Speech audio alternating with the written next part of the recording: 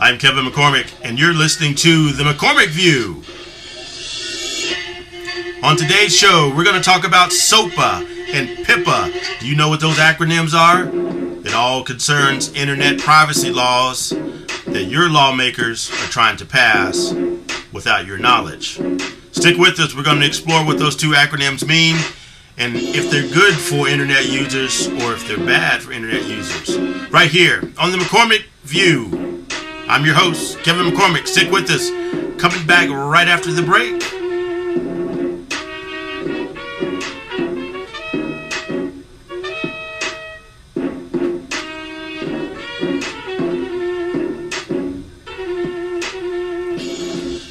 How are you, boys and girls, ladies and gentlemen? Thank you for tuning in to the McCormick View. I am your host, Kevin McCormick. We really appreciate you being here with us today. Listen, a lot of things going on in the world today. You may have heard some acronyms that are starting to be thrown around.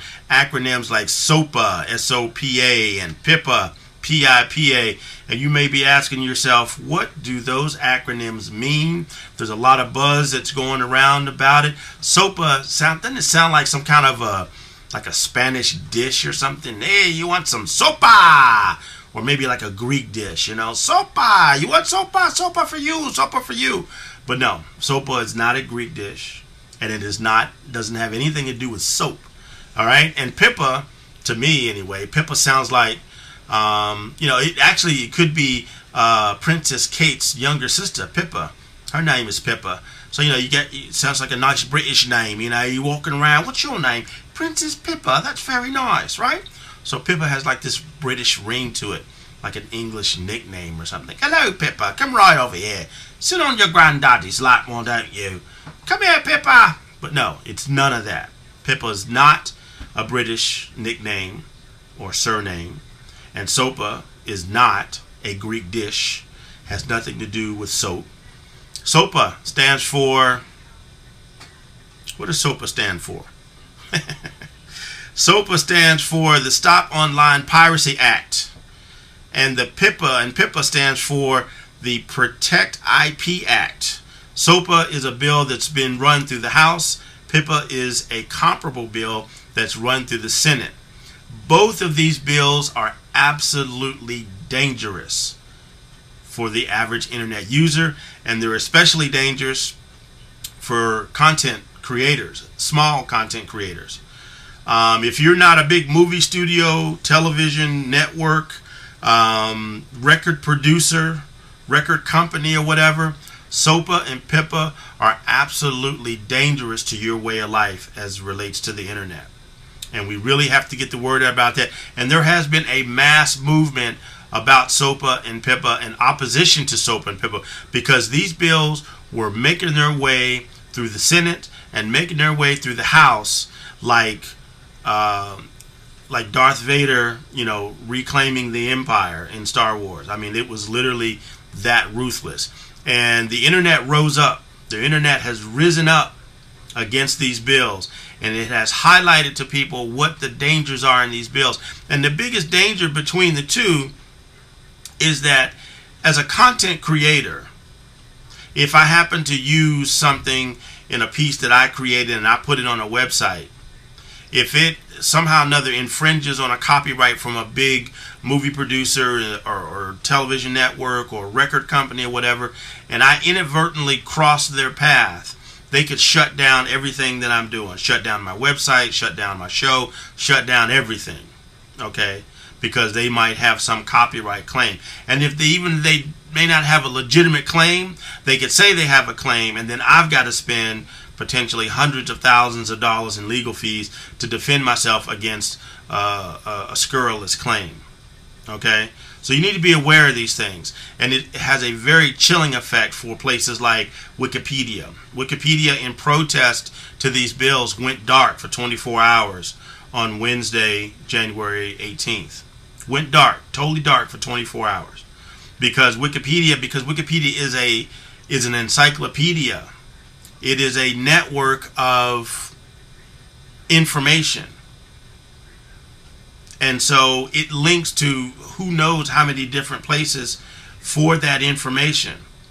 And if somehow or another they link to a piece of content that they did not explicitly go and get the right to use the content in an informational setting, Wikipedia is not making any money off of their site. They don't sell access to the site. They don't sell advertising on the site. You don't have to have a subscription. Okay, so if the content, the copyright holder of a piece of music or a film clip or whatever could shut Wikipedia down just by making a claim, hey, you're using copyrighted material in without authorization, quote unquote, without authorization, and shut them down. And Wikipedia is probably one of the biggest marvels of the internet that I've seen since the internet has been around. I mean, everybody says that email is the killer app, and it is. To me, Wikipedia is the killer website because it's containing more and more information, and a lot of it, a majority of it, is totally legitimate and totally factual and very robust in what it delivers. Yes, there are some areas of it that are suspect, but usually the areas that are suspect revolve around a celebrity or something.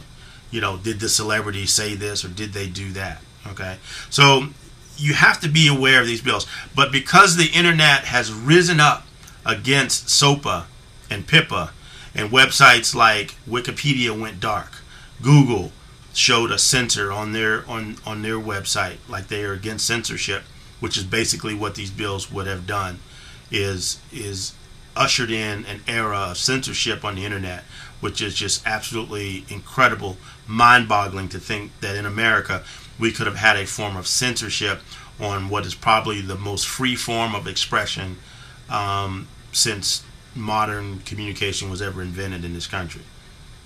Okay, but now some of the sponsors of the bills originally, people like Senator Marco Rubio, who's a Republican from Florida, he was a key sponsor of PIPA, the Senate version of the bill, officially withdrew his support. Senator John Cornyn, Republican for Texas, withdrew his support. He wrote on his Facebook page, he urged Congress to slow down in pursuing the bill's passage, and that it's better to get this done right rather than fast and wrong, because this bill was moving incredibly fast.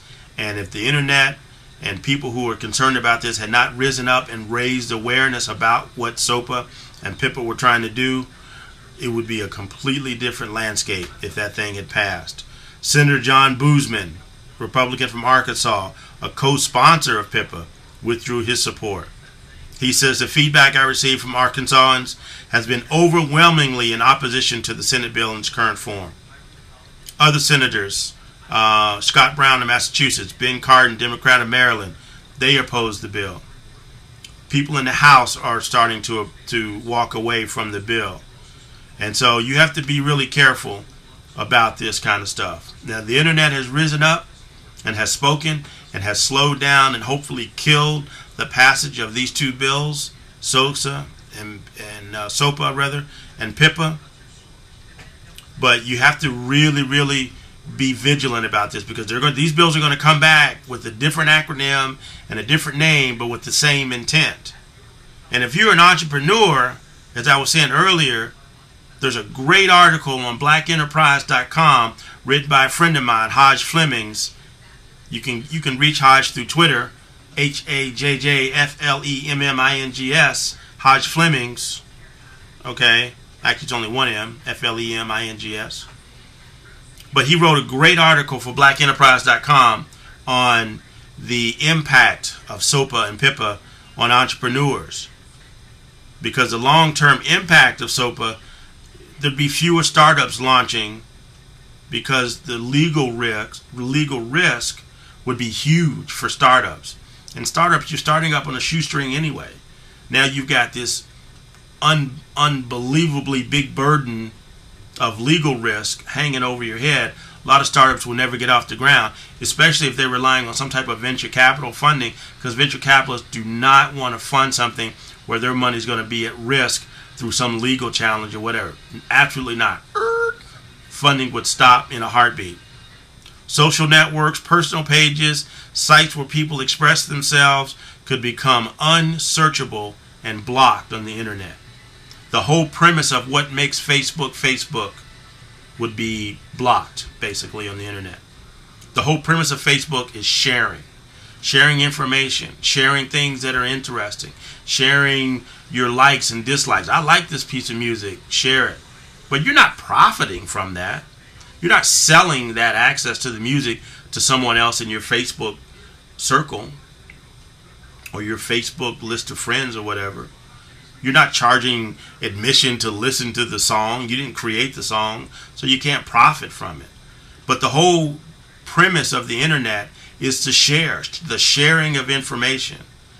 And this is what kills me, is that these Hollywood studios and record companies and television networks and people on that side of the fence who are really trying to drive these SOPA and PIPA bills, these guys, they try to control the marketplace, not through competition, not through creating a better product, but through legal means, changing the laws that favor them, okay, instead of just putting out a better product, instead of just being more competitive, instead of being more innovative. They're getting their lunch eaten by startups in the entertainment industry. And I don't mean getting their lunch eaten by having their copyrighted material, pirated and stolen, and they're not making money off of that. I'm not talking about that. I'm talking about they don't put out the kind of product. Give you a perfect example. The music industry. Okay? The music industry for years has tried to make you buy a CD for $18, $20, whatever, $18 on average, so that you get 10, 12, 15 songs, whatever, of which of those 15 songs, you might have 2 that are really good, and the rest are crap. Dog meat. Okay? You hear that one song on the radio, oh, that's a hot song, I'm going to get that song. Yeah. You get the CD, you cop the CD when it comes out, pay full price for it. You pop the CD in, you listen to it, you're like, yeah, that's my jam. That's the first song. Woo, that's my jam. And then after the first song, what? Nothing. Crap. Total crap. All right? Not cool. Not cool. Makes you mad when you spend $18, you only get one good song. And so for years, the music industry has resisted giving people what they wanted, which was to buy the songs that they like and let the rest go. Okay? And along comes Napster, Kazaa, some of these other file sharing services, BitTorrent, and people were able to strip these CDs down into individual songs. Now, I'm not advocating piracy, but they were pirating this stuff back and forth in the early days of the internet, especially when Napster came out, because it was easy. You didn't have to be a technical geek or nerd to figure out how to do this. It was pretty straightforward. And the record industry, instead of giving the people what they want, they fought back through legal means. Same thing that the record industry, the movie industry, the television networks are doing with SOPA and PIPA. They're not fighting back through better products or giving people what they really want or how people really want it. They're fighting back through legal means. And they always do that. So the internet being what it is, being a community of like-minded people who believe in the sharing of information, all right, and being able to profit from it when you create it, there's nothing wrong with that. I don't think anybody opposes that. The internet rose up or has risen and said no to this. No to SOPA, no to PIPA. And so right now, SOPA and PIPA are dead. But I tell you right now, be aware that SOPA and PIPA will return. They will return in a new form. I promise you they will return in a new form. They'll have a different acronym. They'll have a different name. But they'll be trying to do the same thing, which is stifle competition for more innovative companies, trying to limit what you, the individual internet user, can see on the internet, can access on the internet. And these companies want to be able to control how you access that content. They don't want you to be able to access anything for free as long as they had it. To even get a sneak peek, they want you to pay for it. Not because the product is worth paying for, but before you even get a chance to see if the product is worth paying for, they're going to want you to pay for it. Okay? To share your enthusiasm or share your likes or dislikes about the product would be taken away. Because you wouldn't be able to share, because you would be at risk of pirating copyrighted material if you took that link and forwarded it to your network of Facebook friends, or you forwarded it through your Twitter feed. You'd be at risk for pirating and spreading copyrighted material that you technically didn't own. Come on, man. Are you kidding me? Really? So this doesn't help the movie studios? When I get excited about a movie and I want to push the link to the trailer or push the link to something about the movie, on how to get the movie, I want to push that link to somebody. That doesn't help the movie studios because other people get excited about it and other people want to tell their friends in their networks of circles. Come on. Are you kidding me? Chris Dodd, former Democratic senator from the state of Connecticut, is now chairman of the Motion Picture Association of America. If this is not the biggest example of falling forward, I don't know what is. Okay? So he leaves Congress, goes to the MPAA, and now he's advocating on behalf of MPAA, saying that if SOPA and PIPA don't pass, jobs are at risk in Hollywood. Really? Are you serious? Okay, because piracy, there's piracy that goes on in the U.S., but most of the piracy comes from China, it comes from Russia, it comes from these other, what you might call illicit countries, whatever they may be. Those are the ones that are pirating everything. China doesn't recognize intellectual property laws. They copy everything. But yet still the users in the U.S. are the ones that are being blocked by this, or that would be blocked, that would be harmed by this. Not cool. Not cool. So Chris Dodd is up there, oh, jobs are at risk if we don't pass SOPA, if we don't pass PIPA, jobs are at risk. Come on, man. No, not even close. The number of jobs that are at risk, minimal. Minimal. Compared to the harm that could be done by blocking users from mainstream sites like Wikipedia, Google, Yahoo, YouTube. Can you imagine? YouTube would be shut down instantly if this thing passed. Instantly.